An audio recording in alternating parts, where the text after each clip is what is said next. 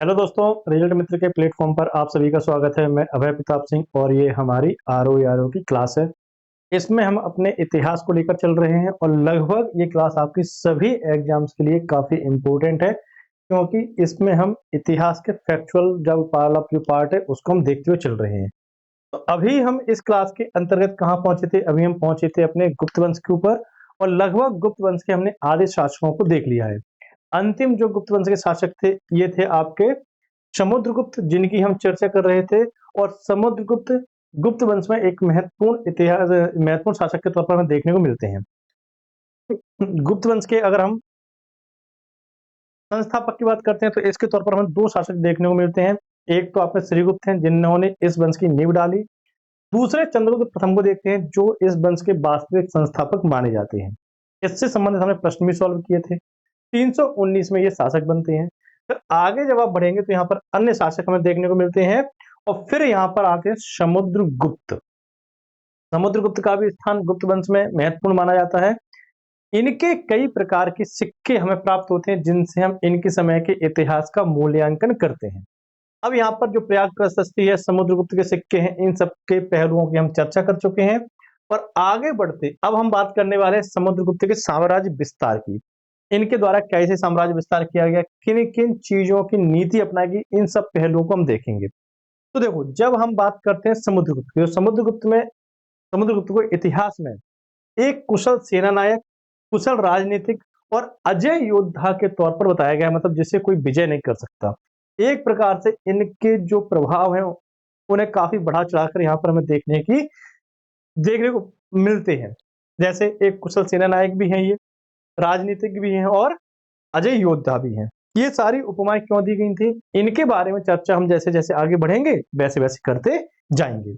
अब यहाँ पर आप देखेंगे जो समुद्रगुप्त थे, इन्होंने चंद्रगुप्त की जो विजय की योजनाएं थी, चंद्रगुप्त प्रथम की विजय की योजनाएं थी, उनको ही आगे बढ़ाया और धीरे धीरे अपने साम्राज्य का विस्तार इतना कर लिया, एक बड़े भूभाग पर इनका वंश स्थापित हो चुका था और एक बड़े राज्य के ये शासक बन चुके थे।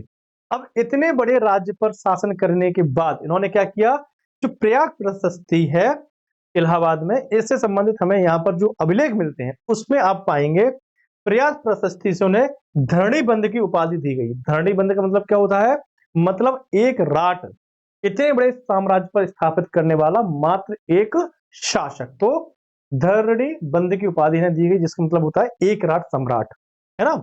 अब जब हम आगे बढ़ेंगे तो इनके देखो दक्षिणापथ अभियान की हमें यहाँ पर जानकारी मिलती है कि गुप्त शासक या समुद्रगुप्त जो थे, इन्होंने किस प्रकार से अपने साम्राज्य का विस्तार दक्षिण की तरफ भी किया है। तो देखो, दक्षिण पर जो नियंत्रण करने की बात होगी, ये एक लंबे समय से चली आ रही होगी। मौर्य शासकों ने भी दक्षिण की तरफ साम्राज्य स्थापित प्रयास किया। इसी प्रकार से जब हम मध्यकाल में अलाउद्दीन खिलजी के बारे में जानेंगे, तो अलाउद्दीन खिलजी ने भी दक्षिण की नीति को अपनाते हुए राज्य के लिए आर्थिक प्रबंध करने के लिए दक्षिण पर अभियान करेगा।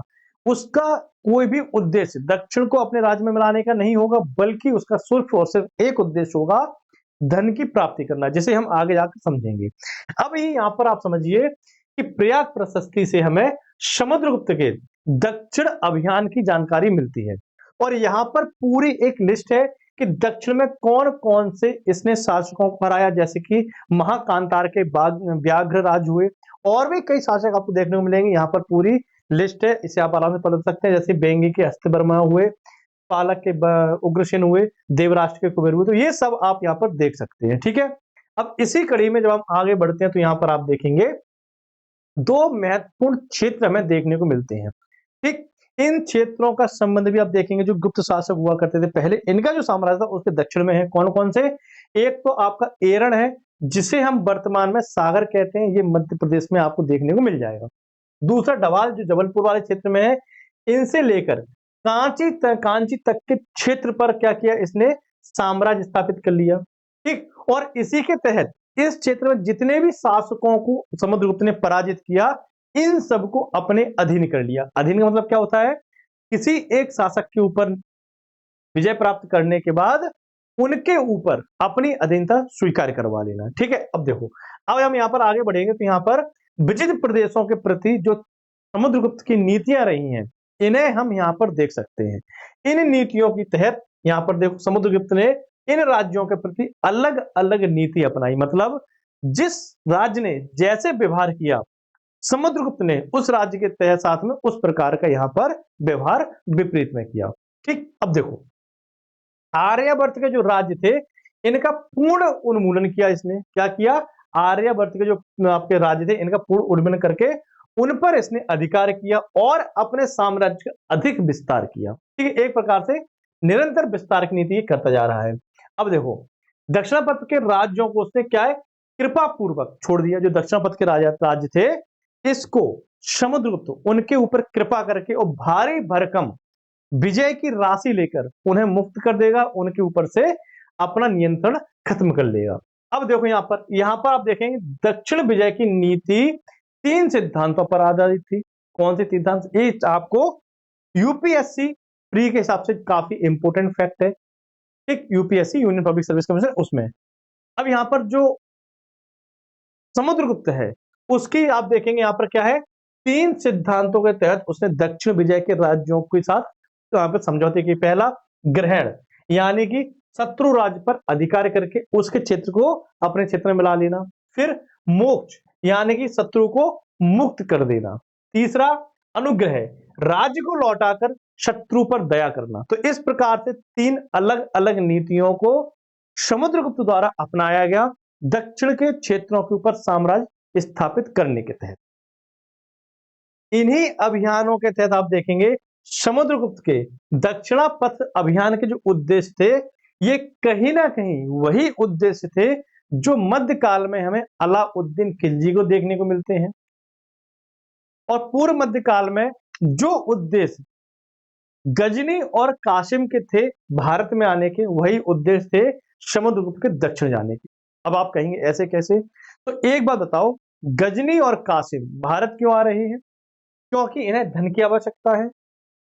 अलाउद्दीन दक्षिण क्यों जा रहा है? धन की आवश्यकता है। इसी प्रकार है समुद्रगुप्त अपने राज्य की आर्थिक स्थिति को और सुदृढ़ करने के लिए दक्षिण के या फिर दक्षिणापथ के अभियान पर निकलेगा। इसका इस क्षेत्र में साम्राज्य विस्तार से ज्यादा कोई लेना देना नहीं था, सिर्फ आर्थिक हितों की पूर्ति थी। अब देखो यहां पर जब दक्षिणापथ पर विजय प्राप्त करेगा समुद्रगुप्त तो यहां पर आप देखेंगे धर्म विजयी राजा की नीति का पालन करेगा। क्या करेगा? धर्म विजय राजा की नीति का पालन करेगा। अब यहां पर देखो यहां पर प्रयाग प्रशस्ति है और प्रयाग प्रशस्ति की पंक्ति क्रमांक 21 जो है इससे हमें पता चलता है कि समुद्रगुप्त ने आर्यावर्त के 9 राजाओं के नामों का उल्लेख किया है। प्रयाग प्रशस्ति अशोक, लेकिन इसके ऊपर हमें समुद्रगुप्त के उल्लेख भी मिलते हैं।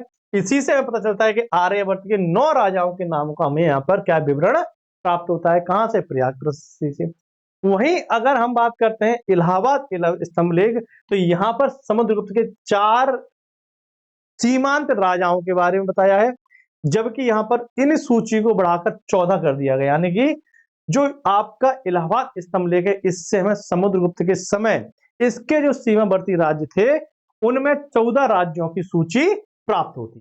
इतना क्लियर है। अब देखो अब जब समुद्रगुप्त लगभग एक बड़े भाग पर साम्राज्य स्थापित किए बैठा है तो यहां पर आपको एक राज्य दिखाई देगा जो श्रीलंका है और यहां पर जो राजा है वो बौद्ध धर्म के अनुयायी हैं।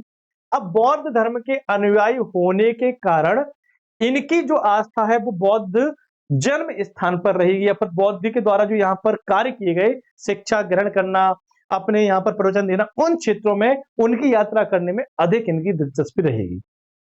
तो श्रीलंका के राजा थे मेघवर्मन, मेघवर्ण भी इन्हें कहा जाता है। इन्होंने क्या किया? इन्होंने बोध गया में एक विहार और एक अतिथि गृह बनवाने की योजना बनाई। अब यह है श्रीलंका के राजा बनवाना है बोध गया में, तो इसके लिए आवश्यक है समुद्रगुप्त की अनुमति लेना क्योंकि समुद्रगुप्त के क्षेत्र में ही बोध गया आता था। तो यहां पर आप देखेंगे इस चीज की हमें जानकारी मिलती है कि समुद्रगुप्त से मेघवर्मन ने अनुमति मांगी कि बोध गया में मैं एक विहार और एक अतिथि गृह की स्थापना करवाना चाहता हूं। इससे संबंधित जो आपके शासक हैं समुद्रगुप्त इन्होंने यह मंजूरी भी प्रदान कर दी।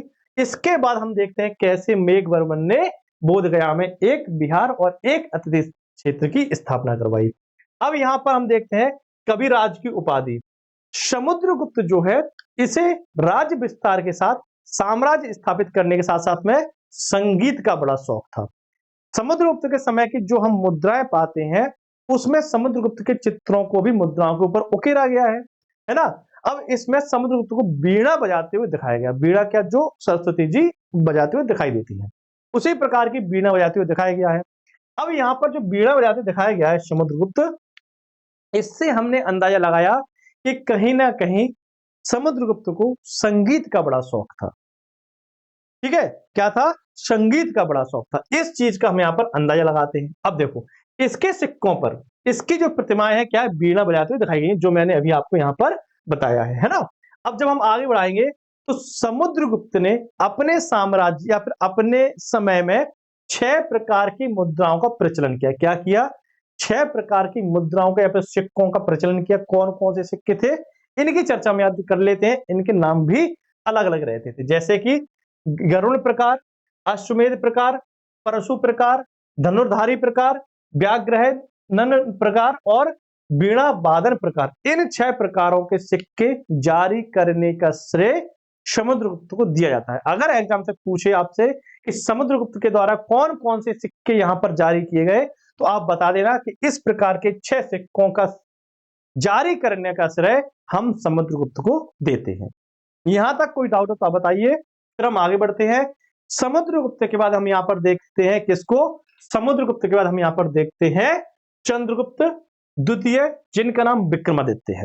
अब देखो जो विक्रमादित्य है, ये टाइटल है, समुद्रगुप्त के द्वारा नहीं, सॉरी, चंद्रगुप्त द्वितीय के द्वारा ग्रहण किया गया। गर्मी ज्यादा है, बीच बीच में पानी भी पीते रहना चाहिए, है ना। आप लोग तो बढ़िया से आराम से पंखे और एसी में बैठे होंगे। माताजी आपकी चाय भी बना के देती होंगी कि बच्चा आईएएस बनने वाला है।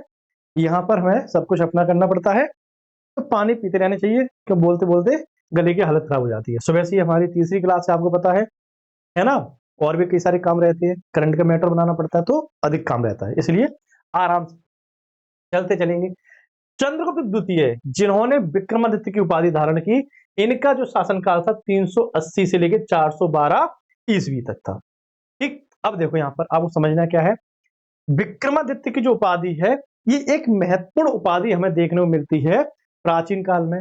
और प्राचीन काल में हम टोटल 14 विक्रमादित्य देखते हैं, जिन्होंने, या फिर 14 राजा देखते हैं जिन्होंने विक्रमादित्य का टाइटल लिया, विक्रमादित्य की उपाधि ली। ठीक, अब ये विक्रमादित्य की उपाधि ली जाती थी, इस प्रकार के 14 जो शासक हुए, उनमें सबसे जो प्रसिद्ध थे, ये चंद्रगुप्त द्वितीय ही थे। ठीक है, अब देखो, अब ये चंद्रगुप्त द्वितीय है, इनके जो ओवरऑल कार्यकाल है 375 से लेकर 41 तक हम देखते हैं, लेकिन 414 तक देखते हैं, 414 ईस्वी तक, है ना। लेकिन कुछ समय इनका ऐसा था कि भाई के अधीन रहकर इन्होंने शासन किया था। अब इनके द्वारा कुछ उपाधियां ली गई, जैसे कि अभी मैंने बताया, एक उपाधि विक्रमादित्य की थी, फिर देवगुप्त की थी, देवराज की थी और देवश्री की थी। मतलब ऊंची ऊंची उपाधियां इन्होंने धारण की। ठीक, चंद्रगुप्त द्वितीय के बारे में कहा जाता है, ये समुद्रगुप्त और दत्त देवी के पुत्र थे। क्या थे, समुद्रगुप्त और दत्त देवी के ये पुत्र थे। ठीक, अब देखो, समुद्रगुप्त के द्वारा चंद्रगुप्त को सीधे शासक के तौर पर स्थापित नहीं किया गया। यहां पर हम देखते हैं, सबसे पहले यहां पर क्या थे, सबसे पहले यहां पर सिंहासन पर बैठाए गए थे कौन, इनके बड़े भाई रामगुप्त। अब रामगुप्त कहां चले गए, इनकी चर्चा अभी हम करेंगे आगे जाकर। तो यहां पर आप पहले देखो, चंद्रगुप्त द्वितीय ने एक क्या किया, यहां पर आदर्श वाक्य दिया। क्या किया, चंद्रगुप्त द्वितीय ने यहां पर एक आदर्श वाक्य दिया, और आदर्श वाक्य क्या था, कृतन पृथ्वी जय। क्या है, कृतन पृथ्वी जय, इसका मतलब क्या हुआ है, समस्त पृथ्वी का विजेता। जैसे अलाउद्दीन खिलजी ने सिकंदर ए सानी की उपाधि ली, दूसरा सिकंदर की उपाधि ली थी, उसी प्रकार से चंद्रगुप्त द्वितीय ने कृतन पृथ्वी जय, यानी कि समस्त पृथ्वी की विजेता के तौर पर यहां पर उपाधि धारण की। ठीक है, अब जब हम आगे बढ़ेंगे तो यहां पर आप देखेंगे समुद्रगुप्त की मृत्यु के बाद जो यहाँ पर सिंहासन प्राप्त हुआ था, ये चंद्रगुप्त द्वितीय को प्राप्त न होके इनके जो बड़े भाई थे रामगुप्त, ये सिंहासन पर बैठे थे। किंतु ये एक कमजोर शासक थे और इनके समय विदेशी आक्रांता भारत की सीमा पर आने लगे और ये उनका मुकाबला करने में सक्षम थे नहीं, तो इन्होंने एक प्रकार से डर और भय की नीति को अपना लिया। जो विदेशी आक्रांता आए उन्होंने इनसे यानी कि रामगुप्त से अत्यधिक संपत्ति की मांग थी, साथ में जो इनकी पत्नी थी उनकी डिमांड की। तो होगा क्या, रामगुप्त तैयार भी होगा कि साम्राज्य करना था कैसे भी करे, लेकिन यहां पर जो चंद्रगुप्त द्वितीय थे ये इस चीज के लिए तैयार नहीं हुए कि हम एक फूटी कौड़ी नहीं देंगे, और राजमहल की स्त्रियों की तो बात ही नहीं है।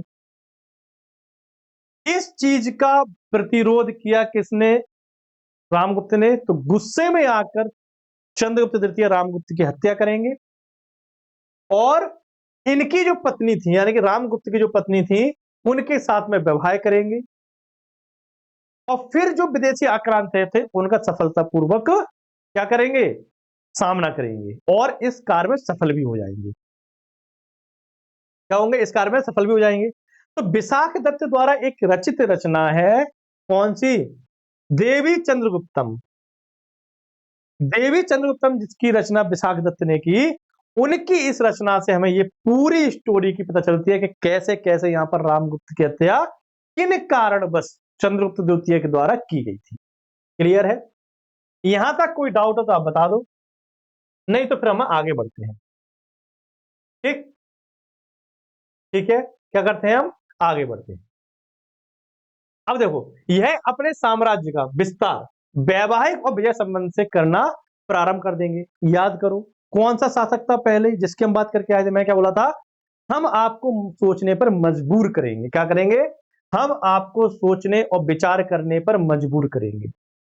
ऐसे शासक का नाम बताओ जो आरंभ में सबसे पहले अपने साम्राज्य के विस्तार के लिए क्या करेगा। देखो यहां पर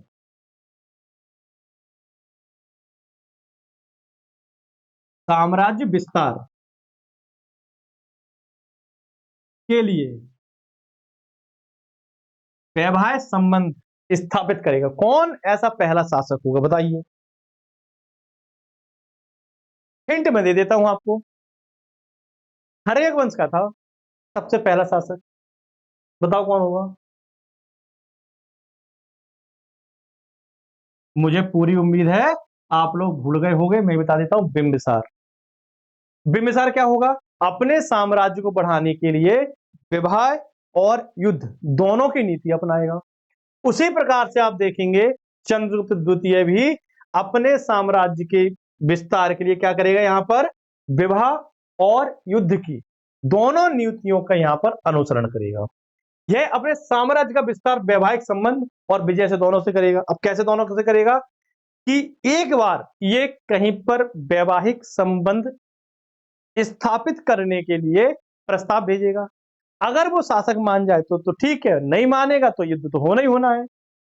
अच्छे से नहीं मानोगे तो ऐसे मानोगे, तो ये यहां पर वैवाहिक और युद्ध दोनों की नीतियों को अपनाते हुए चलेगा।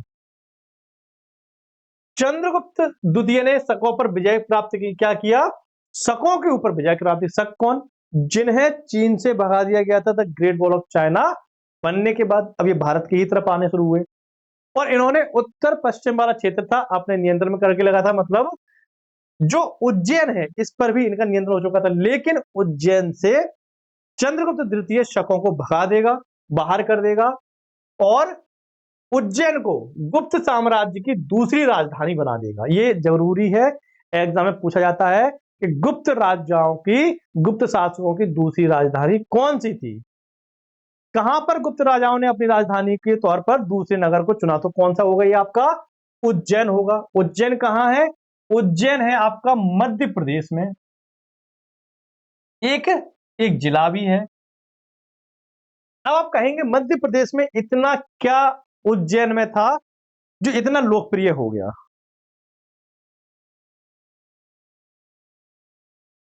है ना। उज्जैन में ऐसा क्या था जो इतना लोकप्रिय हो गया। अब प्राचीन नगर है, तो भारत में हमें 12 ज्योतिर्लिंग देखने को मिलते हैं। क्या मिलते हैं? भारत में हमें 12 ज्योतिर्लिंग देखने को मिलते हैं। इन 12 ज्योतिर्लिंग में से 2 मध्य प्रदेश में है, महाकालेश्वर, ओमकारेश्वर। महाकालेश्वर जो है, जिन्हें महाकाल भी कहते हैं, ये कहाँ है? ये उज्जैन में ही है। और अन्य 12 जो 11 ज्योतिर्लिंग उनसे अलग हैं। क्यों? क्योंकि ये एकमात्र ज्योतिर्लिंग ऐसे हैं जो दक्षिणामुखी हैं। हाल ही में चर्चा में भी था। क्या हुआ था? होली के दिन आरती चल रही थी, भस्म आरती होती है यहाँ पर सुबह-सुबह। जो भस्म होती है उससे इनके श्रृंगार, इनका एक प्रकार से क्रियाकलाप किए जाते हैं। उसी समय आरती चल रही थी तो किसी ने गुलाल फेंक दिया। गुलाल में केमिकल था, आग लग गई, भड़क गई आग। कुछ लोग झुलस गए। इसीलिए कहते हैं कि कलर से खेलो, बच के खेलो। होली मनाओ, दिवाली मनाओ, अच्छे से मनाओ, सेफ होके मनाओ। ठीक? तो इसने क्या किया? चंद्रगुप्त द्वितीय ने अपनी राजधानी के तौर पर या फिर अपने वंश की दूसरी राजधानी के तौर पर क्या करेगा? यहाँ पर उज्जैन को चुनेगा। अच्छा ये बताओ, मैंने पहले राजधानी कौन सी बताई थी इनकी? कहां पर इन्होंने स्थापित की पहली राजधानी? अगर दूसरी राजधानी इनकी उज्जैन थी तो पहली राजधानी कौन सी जगह बताई थी मैंने, ये बताओ। देखो, अब जब बात कर रहे हैं इतिहास की तो मैं बता दूं आपको, हमने एक करंट का टॉपिक कवर किया आज, यानी कि जब ये आप क्लास देख रहे हैं 2 अप्रैल है 2024 की। हो सकता है 4 साल बाद देखो, आप सोचो आज की बात कर रहे हैं ना, 2024 2 अप्रैल की बात है। मैंने आपको यहाँ पर एक टॉपिक बताया था, बायकूम सत्याग्रह। 100 वर्ष हुए हैं इसके। बहुत ही महत्वपूर्ण है। जिस लोगों ने इस क्लास को नहीं देखा है, आज का करंट अफेयर टॉपिक देखना। एक तो हमने बायकूम सत्याग्रह की बात की, दूसरी हमने बात की आरबीआई की, जिसे 90 वर्ष हुए हैं। दोनों महत्वपूर्ण है आपके एग्जाम पॉइंट ऑफ व्यू से। देख देख के चलिएगा। अब हम आते हैं अपने यहाँ पर। तो अभी हमने बात की किस प्रकार से अपने राज्य की दूसरी राजधानी के तौर पर किसे चुनेगा? उज्जैन को चुनेगा। ठीक, आगे आए। अब देखो, शकों के ऊपर जब चंद्रगुप्त द्वितीय ने सफलता पूर्वक विजय प्राप्त कर ली, इसी विजय के बाद समुद्रगुप्त क्या करेगा? सॉरी, चंद्रगुप्त द्वितीय, इसी विजय के बाद चंद्रगुप्त द्वितीय विक्रमादित्य की उपाधि धारण करेगा। तो एग्जाम में पूछा जाता है, चंद्रगुप्त द्वितीय ने किन के ऊपर विजय के बाद क्या किया? यहां पर विक्रमादित्य की उपाधि धारण की। तो ये करेगा शकों के ऊपर विजय स्थापित करने के बाद। आगे आओ। देखो, दिल्ली स्थित यहां पर क्या है? मेहरौली के लोहे स्तंभ है। ठीक है, क्या है? दिल्ली स्थित मेहरौली के लोहे स्तंभ है। इन लोहे स्तंभ से जो है जानकारी प्राप्त होती है, उसमें वर्णित किया गया है एक नाम, जो नाम है चंद्र। दिल्ली में मेहरौली नामक जगह है। मेहरौली में जो यहाँ पर स्तंभ है, इस स्तंभ के ऊपर एक नाम उत्कीर्ण लोहा स्तंभ है। तो मैं बता दूं, इस प्रकार का यहाँ पर आप देख रहे होंगे। मैं आपको इमेज में जूम करके दिखा देता हूं, कहीं आप लोग नाराज ना हो जाओ। आप लोगों की नाराजगी से बड़ा डर लगता है। ये लोहा स्तंभ है। इस लोहा स्तंभ में आप देखेंगे एक शब्द हमें मिलता है। कौन सा शब्द है? ये शब्द है चंद्र। क्या है ये? चंद्र। ठीक है। इस चंद्र नाम के राजा की पहचान किससे हुई है? चंद्रगुप्त द्वितीय से हुई है। क्योंकि दोनों का कार्यकाल, दोनों का समय काल बराबर बताया गया, इसलिए इस चंद्र को हम चंद्रगुप्त द्वितीय समझ लेते हैं। ऐसे इतिहास को जाना जाता है। अब विक्रमादित्य की उपाधि तो शकों को विजय पराजित करने के बाद की। इसी साथ आप देखेंगे चंद्रगुप्त के द्वारा परम भागवत की उपाधि भी धारण की गई। कितनी उपाधि धारण कर रहा है? क्यों? अपने अधीन शासकों को अपने नियंत्रण में रखने के लिए, ये बताने के लिए कि हम दैवीय अवतार है, भगवान ने कुछ समय में खुद हमें भेजा है। तो यहाँ पर विक्रमादित्य परम भागवत ऐसी ऐसी उपाधि धारण करेगा, विश्व पर विजय करने वाला, विश्व को जीतने वाला, ऐसी उपाधियां इसके द्वारा धारण की जाएंगी। समय समय पर कई उपाधियां धारण करेगा चंद्रगुप्त के द्वारा। यहां पर जब हम आगे देखते हैं तो पाते हैं कि चंद्रगुप्त द्वितीय जो है, इसने विष्णु पद पर्वत पर क्या करवाया? यहां पर विष्णु ध्वज की स्थापना करवाई। विष्णु के भी अनंत भक्त थे ये। तो इनके द्वारा जो विष्णु पद पर्वत है, इस पर क्या किया गया? विष्णु ध्वज की स्थापना करवाई गई। ठीक, अब देखो यहां पर इसको सांची अभिलेख में देवराज, सांची अभिलेख मध्य प्रदेश, और यहां पर बाकाटक अभिलेख में देवगुप्त घोषित किया गया है। देख रहे हैं, अलग अलग उपाधियां, कितनी सारी उपाधियां और अलग अलग नाम हमें से देखने को मिलते हैं। मेहरौली में चंद्र नाम दिया गया, और वहीं आप देखिए सांची के अभिलेख में अगर हम देखते हैं तो देवराज है नाम, और बाकाटक अभिलेख में देखते हैं तो देवगुप्त नाम हमें देखने को मिलता है। इस प्रकार से अलग अलग नामों की प्राप्ति हमें होती है। अब देखो यहां पर चंद्रगुप्त द्वितीय के समय ही एक महत्वपूर्ण घटना यह होगी कि फाहियान का भारत आगमन होगा। अब आप बोल रहे होंगे कि अभी हम केवल राज्य विस्तार की बात कर रहे हैं, तो मैंने आपको बताया था सबसे पहले जो हमारा इतिहास पढ़ने का सिस्टम रहेगा, कैसे पढ़ेंगे हम, एक वे में लेके चलेंगे। पहले हम बात करेंगे किसी एक वंश की, और वंश के अंतर्गत हम बात करेंगे उनके अंतर्गत जो महत्वपूर्ण शासक हुए उनकी, फिर राज्य विस्तार की। जब हम सभी शासकों के द्वारा राष्ट्र विस्तार को देख लेंगे, फिर हम उस वंश की आर्थिक, सामाजिक, राजनीतिक, प्रशासनिक, सांस्कृतिक गतिविधियों पर बात करेंगे। तो आज हम बात करेंगे कि जो शासक हुए उनकी, लगभग हम खत्म कर चुके, एक दो शासक और बचे हैं। कल की जो क्लास होगी उसमें हम प्रशासनिक, आर्थिक, राजनीतिक, सामाजिक, सांस्कृतिक इन पहलुओं पर चर्चा करेंगे गुप्त वंश संबंध। ठीक, कोई भी पोर्शन नहीं छूटेगा, एक लाइन नहीं छूटेगी, आपके सब होगा। अब यहां पर जो आपका चंद्रगुप्त द्वितीय है, इसके समय की जो महत्वपूर्ण घटना है, यह घटना है फाहियान का भारत आना। किसका आना भारत? फाहियान का भारत आना।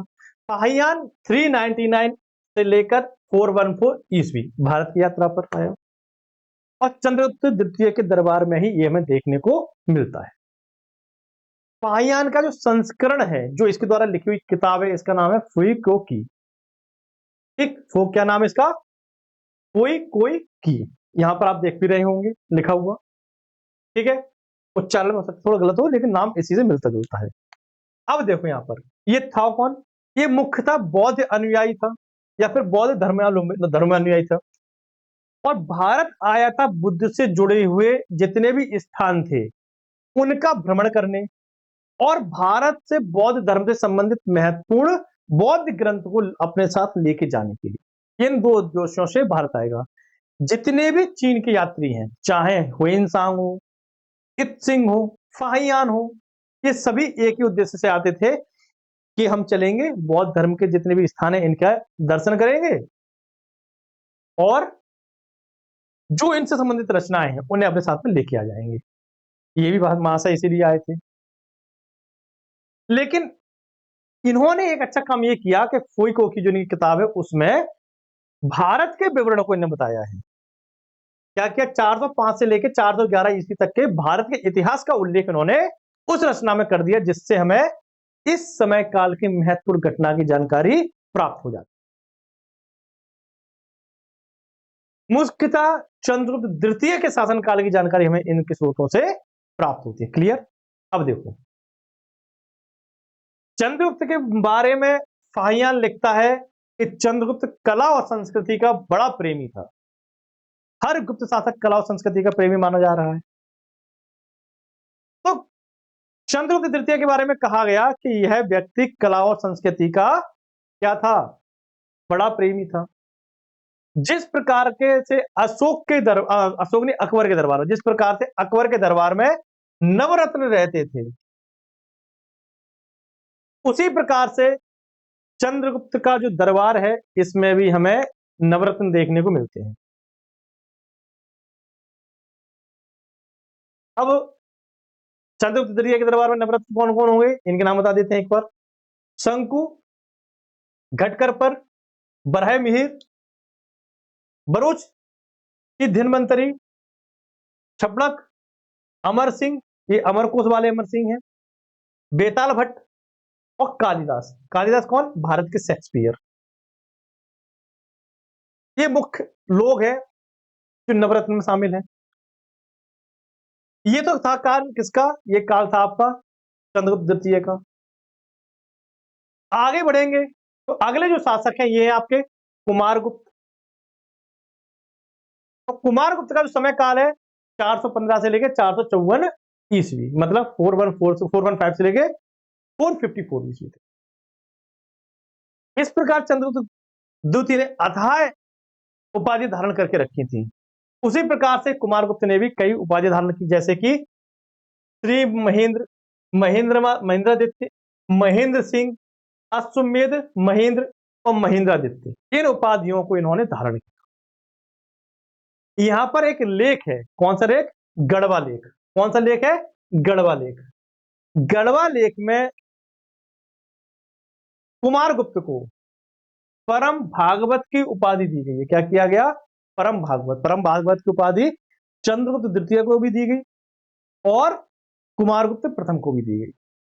ये सारे फैक्ट किसी एक किताब में नहीं मिलेंगे आपको, 8 से 10 किताबें पढ़ी हैं, उनसे मैटर निकाला है। तो महत्वपूर्ण है आपका, ये सारी पीडीएफ आपको हमारे ऐप पर मिल जाएंगे, वहां से डाउनलोड कर सकते हैं।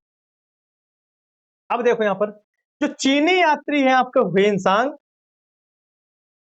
इन्होंने कुमारगुप्त का उल्लेख किया और कुमारगुप्त को ह्वेनसांग ने अपने विवरण में सखादित्य के नाम से संबोधित किया है। किसके नाम से? सखादित्य के नाम से। तो ये नाम भी इनका जाना जाता है। आगे आएंगे तो यहां पर देखेंगे कुमारगुप्त प्रथम के राज्यपाल द्वारा, राज्यपाल कौन थे? बंधु वर्मा द्वारा। राज्यपाल कौन होते थे? एक छोटे से क्षेत्र का शासक बना दिया जाता था, रहते राजा के अधीन थे। तो यहां पर जो है बंधु वर्मा, ये राज्यपाल है कुमारगुप्त प्रथम के। इनके द्वारा एक सूर्य मंदिर बनवाए जाने का हमें विवरण मिलता है। अब विवरण कहां से मिलता है? मंदसौर प्रशस्ति से, जो मध्य प्रदेश में है। मंदसौर प्रशस्ति गुप्त वंश के इतिहास को जानने की महत्वपूर्ण प्रशस्ति है। इसी से हमें कुमारगुप्त प्रथम के बारे में जानकारी मिलती है कि इनका जो राज्यपाल था बंधु वर्मा, उसने क्या करवाया? उसने एक सूर्य मंदिर का निर्माण करवाया। क्लियर? कुमारगुप्त ने ही अपने समय क्या करवाया? नालंदा विश्वविद्यालय में महाविहार की स्थापना करवाई। क्या करवाया? नालंदा विश्वविद्यालय में महाविहार की स्थापना करवाई। क्लियर? ये ऐसे तथ्य हैं जो आपके लिए किसी भी पेपर में पूछे जा सकते हैं, किसी भी एग्जाम में पूछे जा सकते हैं, बहुत ही महत्वपूर्ण है।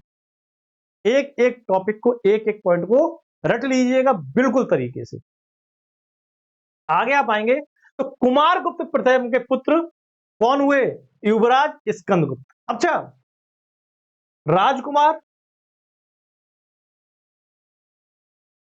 ठीक है, और युवराज और राजा, इनमें अंतर क्या है? ये अंतर बताओ आप मुझे। राजकुमार किसे कहते हैं, युवराज किसे कहते हैं, राजा किसे कहते हैं, ये आपको मुझे बताना है। ठीक है, ये बताना आप मुझे कमेंट बॉक्स में। इतनी इतिहास पढ़ाई है, इतना तो पता होगा आपको। कुमारगुप्त प्रथम के पुत्र के तौर पर हमें युवराज स्कंदगुप्त का नाम मिलता है और विवरण दिया गया है कि स्कंदगुप्त ने पुष्यमित्र को क्या है? पराजित किया। क्या किया? पुष्यमित्रों को पराजित किया था। एग्जाम पूछा गया है किस गुप्त शासक के द्वारा पुष्यमित्रों को पराजित किया गया? तो कौन होगा? ये स्कंदगुप्त होंगे। मध्य प्रदेश के जिला गुना जिले में, कहां पर? मध्य प्रदेश के गुना जिले में एक अभिलेख है जिसे हम बोलते हैं तुमैन अभिलेख। कौन सा? तुमैन अभिलेख। तुमैन अभिलेख की अगर हम बात करते हैं तो तुमैन अभिलेख में कुमारगुप्त को, किसे? कुमारगुप्त को क्या कहा गया? शरदकालीन सूर्य के तौर पर जो प्रस्तुत किया। क्या किया गया? शरदकालीन सूर्य के समान बताया गया है। इतनी वैभवता इसकी व्यक्त की गई। कहां पर? मध्य प्रदेश के गुना जिले में। कौन सा अभिलेख है? तुमैन अभिलेख। उसमें बत्सभट्टी एक इतिहासकार है, बत्सभट्टी द्वारा रचित यहां पर क्या है? मंदसौर अभिलेख, जिसे हम प्रशस्ति शैली में भी कहते हैं। इसमें जब हम देखते हैं तो यहां पर कुमारगुप्त प्रथम के सुव्यवस्थित शासन का वर्णन किया गया है। किसमें? मंदसौर अभिलेख में। इसके रचित कौन है? रचयिता कौन है? बत्सभट्टी के द्वारा। और इसी प्रकार से उत्तर प्रदेश के इलाहाबाद के जिले में आपको एक और अभिलेख मिलेगा, इसका नाम है मनकुबर अभिलेख।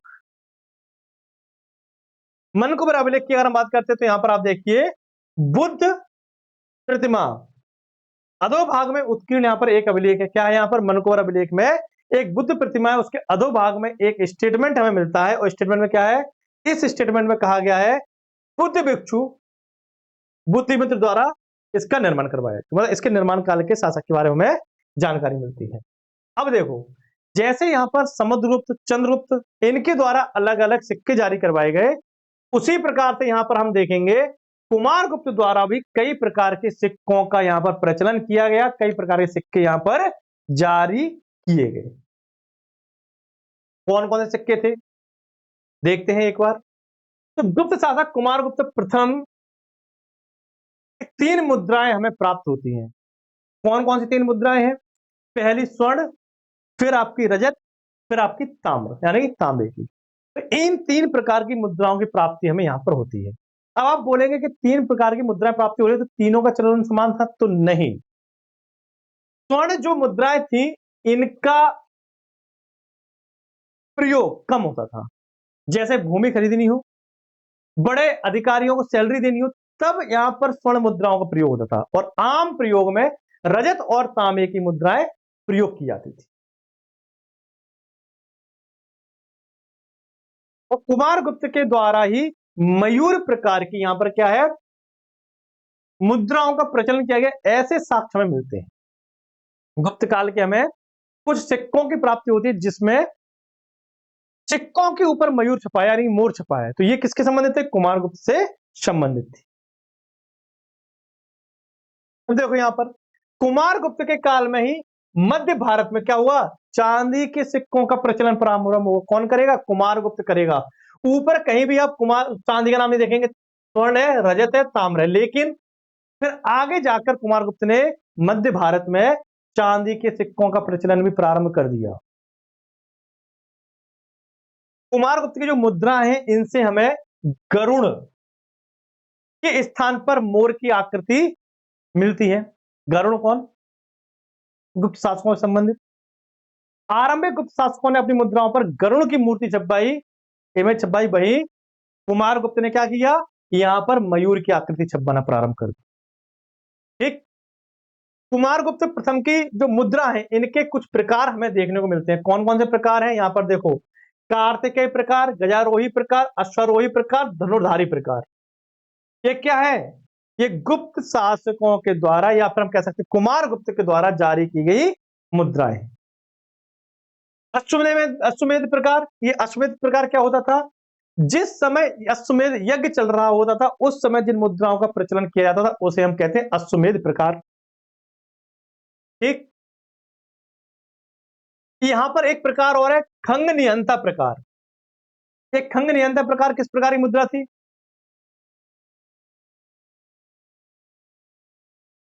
खंग निहंता प्रकार में जो सिक्के थे इसमें कुमारगुप्त को गैंडा मारते हुए चित्रित किया गया। क्या? गैंडा का शिकार करते हुए यहां पर चित्रित किया गया है। किसे? कुमारगुप्त को। क्लियर? आगे आओ। इनके बाद आएंगे आपके स्कंदगुप्त, और स्कंदगुप्त की अगर हम बात करते हैं इनका कार्यकाल था 455 से लेकर 467 ईस्वी तक। ठीक है। कब से कब तक? 455 से लेकर 460 तक। इनके द्वारा जो उपाधि ली गई क्रमादित्य की उपाधि ली गई। किस चीज की? क्रमादित्य की उपाधि धारण इनके द्वारा की गई। अन्य उपाधियों की बात करते हैं, परम भागवत, क्रमादित्य, इन सबको इन्होंने क्या किया? उपाधि धारण करी। ठीक। अब देखो यहां पर इनके जो मुख्य शत्रु थे यानी कि जो स्कंदगुप्त के मुख्य शत्रु होंगे ये कौन होंगे? मध्य एशिया में रहने वाले हुण। कौन होंगे? मध्य एशिया में रहने वाले हुण इनके मुख्य शत्रु होंगे। किसके? स्कंदगुप्त के। और अब हम यहां पर भारत के ऊपर हुण आक्रमण को देखेंगे। किसके शासनकाल में? गुप्त शासकों के, स्कंदगुप्त का। कहां से हमला होगा? उत्तर पश्चिम, याद कीजिए, खैबर बोलन। ठीक। यहां पर आओ। 460 ईस्वी के आसपास हुण आक्रमण का नेतृत्व करता कौन था यहां पर? हुस्नेबाज। ये हमें बताता है एन राय के अनुसार। एन राय इतिहासकार है, प्रोफेसर एन रॉय। उनके अनुसार बताया गया है कि भारत पर 460 ईस्वी के आसपास हुए उड़ आक्रमण का नेतृत्व किसने किया था? कुशनिवाज ने किया था। क्लियर? यहां तक कोई डाउट नहीं होना चाहिए। स्कंदगुप्त गुप्त वंश का अंतिम महान सम्राट माना जाएगा। अंतिम महान सम्राट से मतलब, जैसे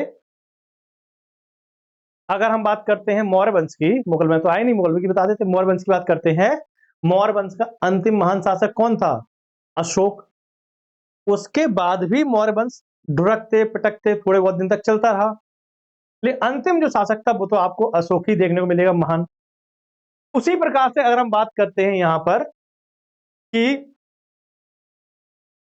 गुप्त वंश का अंतिम महान शासक कौन होगा? स्कंदगुप्त होगा। इसके बाद जो शासक आएंगे वो अक्षम रहेंगे। दूसरी तरफ हुण आक्रमण प्रारंभ हो चुके हैं, इससे राज्य और जल्दी विघटन की तरफ प्रारंभ हो जाएगा। आने वाले जो शासक थे अक्षम रहेंगे, नहीं संभाल पाएंगे स्थितियों को, ये चीज हमें यहाँ पर देखने को मिलती है। तो अंतिम गुप्त शासक के तौर पर या फिर अंतिम महान गुप्त शासक के तौर पर हम जो देखते हैं, स्कंदगुप्त का नाम हमें देखने को मिलता है। तो यहां पर देखो, यहां पर एक स्तंभ लेख है जिसे हम भीतरी स्तंभ लेख कहते हैं। भीतरी स्तंभ लेख है कहां? उत्तर प्रदेश के गाजीपुर सैदपुर तहसील। इसमें हमें वर्णन मिलता है कि पुष्यमित्रों और हुणों के साथ स्कंदगुप्त ने क्या किया, यहां पर युद्ध किया। इस युद्ध का वर्णन हमें भीतरी स्तंभ लेख से मिलता है। और इसी के साथ में हमें भीतरी स्तंभ लेख से स्कंदगुप्त के जीवन की अन्य महत्वपूर्ण घटनाओं के बारे में भी जानकारी प्राप्त होती है। क्या होता है? अन्य महत्वपूर्ण घटनाओं के बारे में भी हमें यहां पर जानकारी प्राप्त हो जाती है। ठीक। जूनागढ़ अभिलेख। जूनागढ़ अभिलेख में स्कंदगुप्त के शासन की प्रथम जो तिथि बताई गई है, ये क्या है? ये आप देखेंगे 136 गुप्त संवत के अनुसार, और जो हमारा कैलेंडर है उसके अनुसार 455 ईस्वी तारीख मिलती है। ठीक है। जूनागढ़ अभिलेख में आप देखेंगे स्कंदगुप्त के द्वारा सुदर्शन झील का जीर्णोद्धार करवाने का भी उल्लेख है, कि जो सुदर्शन झील है गुजरात में, इसका जीर्णोद्धार, इसका रिनोवेशन का कार्य भी स्कंदगुप्त ने करवाया था। निर्माण हो रहा है समुद्रगुप्त आपके चंद्रगुप्त मौर्य के समय समय समय पर आने वाले शासक इसका रिनोवेशन का कार्य करवा रहे हैं। शासकों के अधीन जो यहाँ पर अधिकारी हैं वो इसका रिनोवेशन का कार्य करवा रहे हैं। तो ये जानकारी हमें यहाँ पर प्राप्त होती है। यहां पर एक व्यक्ति है चक्रपालिक। कौन है? चक्रपालित। चक्रपालित ने क्या किया? सुदर्शन झील के तट पर एक विष्णु मूर्ति को स्थापित करवाया। क्या करवाया? सुदर्शन झील के तट पर एक विष्णु मूर्ति को यहां पर इसने स्थापित करवाया। अभी हमने बात की थी कि उत्तर प्रदेश के इलाहाबाद जिले में करछना एक तहसील आएगी, कोई आप में से है यहां से? यहां पर एक अभिलेख है, गढ़वा अभिलेख। इसमें अगर हम देखते हैं तो आप पाएंगे ये स्कंदगुप्त के साम्राज्य का अंतिम अभिलेख होगा। क्या होगा? स्कंदगुप्त के साम्राज्य का ये अंतिम अभिलेख होगा। क्लियर?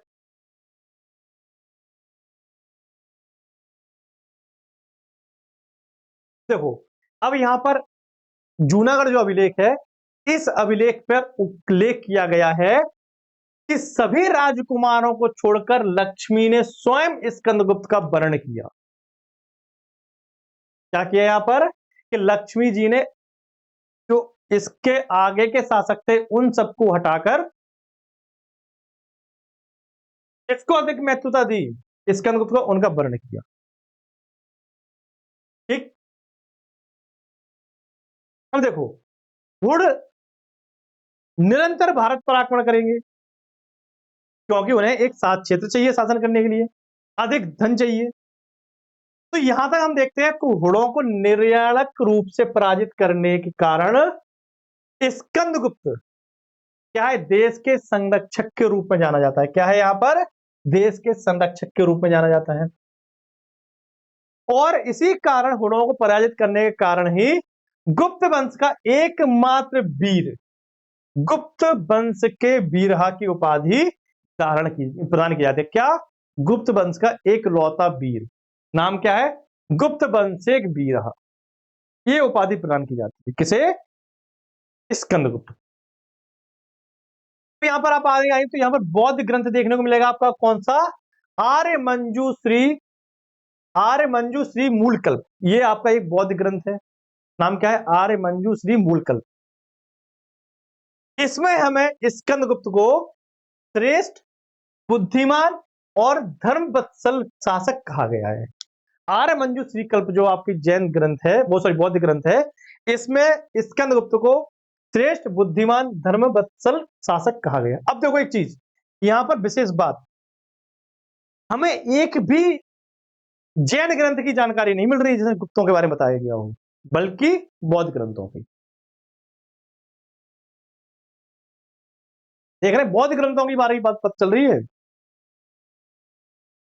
ठीक, अब देखो यहां पर समुद्रगुप्त के पश्चात गुप्त साम्राज्य का क्या है? पतन आरंभ हो गया।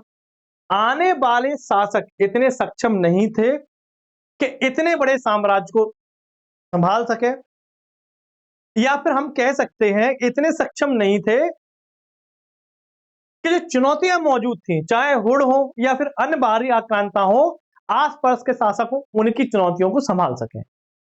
इस कारण से आपके स्कंदगुप्त की मृत्यु के बाद, स्कंदगुप्त की मृत्यु के पश्चात गुप्त साम्राज्य अपने पतन की ओर प्रारंभ हो गया। और अंतिम गुप्त शासक कौन होंगे? विष्णुगुप्त होंगे। इनका शासनकाल 550 ईस्वी के पश्चात गुप्त साम्राज्य पूर्ण रूप से भारत के पटल से हमें गायब होते हुए दिखाई देगा। मतलब जो अंतिम शासक होंगे विष्णुगुप्त, 550 ईस्वी के बाद, इनके बाद हमें गुप्त साम्राज्य देखने को नहीं मिलेगा, पूर्ण रूप से खत्म हो जाएगा। ये यहां पर आपको बताया गया है। क्लियर? यहां तक कोई डाउट? यहां तक हमने गुप्त वंश के बारे में जानकारी ली, कौन कौन से शासक थे, कौन के शासक ने क्या कार्य किए, इन सब की चर्चा हम यहां पर बड़े विस्तृत रूप से करते हुए आ रहे हैं। सब कुछ मैंने आपको बताया।